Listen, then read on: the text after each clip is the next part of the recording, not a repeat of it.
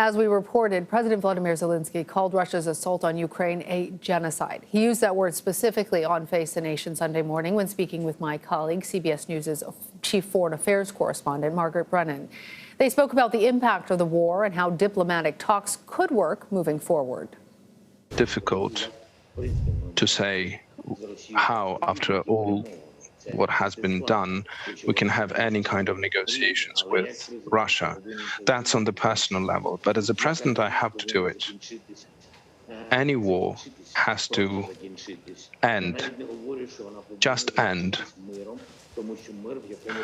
I'm not talking about ending this with peace, because peace in this situation when there are thousands of people killed is something that I'm not fine with.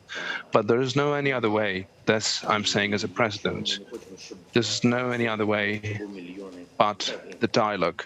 If we don't want hundreds of thousands, millions to die. And Margaret Brennan joins me now. Margaret, welcome. What an incredible interview you had with President Zelenskyy. I actually want to start off by playing for our viewers what he said in response to your question about Russia committing war crimes. When we find people with hands tied behind their back and decapitated, such things I don't understand, I don't comprehend.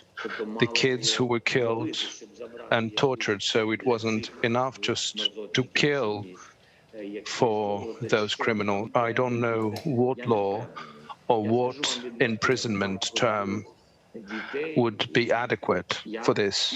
As the father of two children and as a president, I think that these people, if they are put behind the bars, this is one too little for what they have done.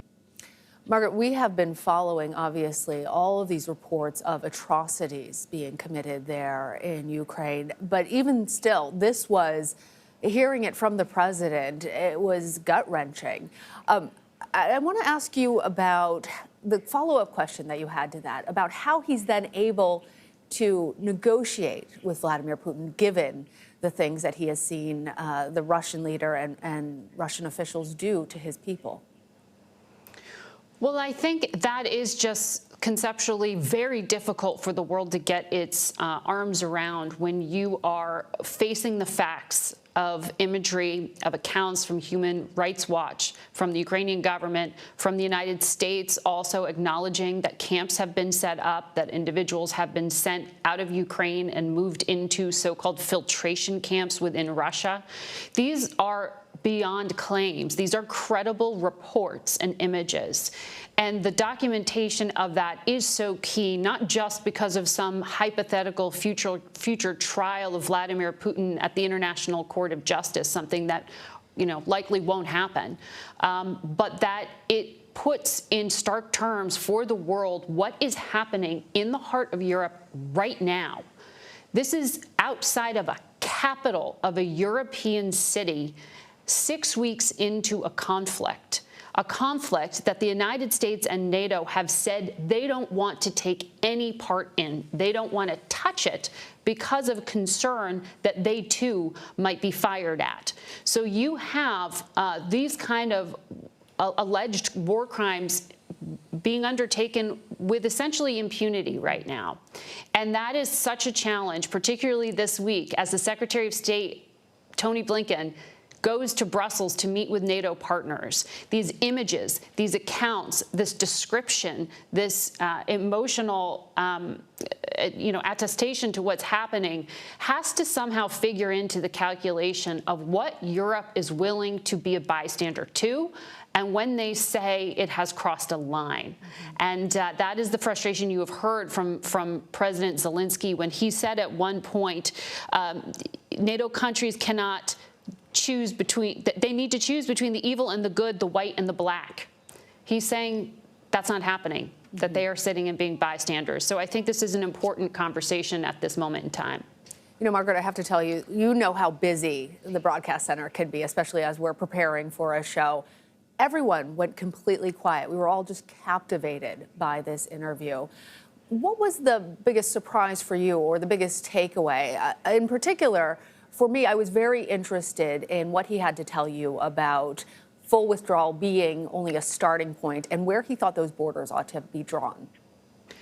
Well, I think all of us are so captured by his personal account of what's going on. You know, people call him Churchill in a T-shirt, Churchill with an iPhone. One of the strongest tools and weapons Ukraine has maintained is this ability to continue to communicate and show the world what is happening to their democracy right now. And so I do think he has captured the public attention in a really incredible way. But in terms of what he laid out, I think all of us go to that question of how does this end? What is the way out? Because this has global implications for the global economy, for the oil markets, for the food markets. So we're talking about food shortages in Africa and the Middle East because of, you know, wheat product that's not being farmed in Ukraine anymore. This has impacted the entire globe. So going in that conversation of how do you negotiate your way out, it is very hard to see or get concrete answers from anyone at this point because Russia has everything to demand and nothing to give up at this point. And this country, Ukraine, is really pressing the Russian military. And you get to that point of say, well, when will Russia buckle here and agree to negotiate? And is Vladimir Putin someone you can even negotiate with?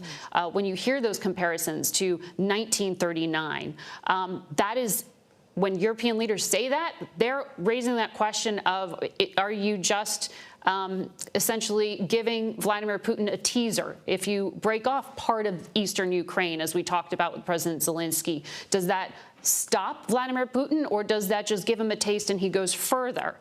So when you had President Zelenskyy lay out that he wanted to go back to the February 24th borders, he left on the table the idea that Crimea in the south, which was seized in 2014, and those two so-called breakaway republics of Donetsk and Luhansk, that he's not clearly saying you need to give those back. He's looking for some kind of compromise here. But what's so essential and so difficult is what are the security guarantees? He said no country has made them to him. President Biden didn't make it to him. So how can he negotiate and give up anything when it looks like it just might be a teaser for what could come next? And I thought that was very interesting to have him say, I don't believe in paper anymore. He wants something concrete in terms of a security guarantee, and that is what's so difficult for diplomats to come up with. Margaret, thank you so much for having such a compelling interview to bring that to all of our viewers and for joining me. Thanks, Lana.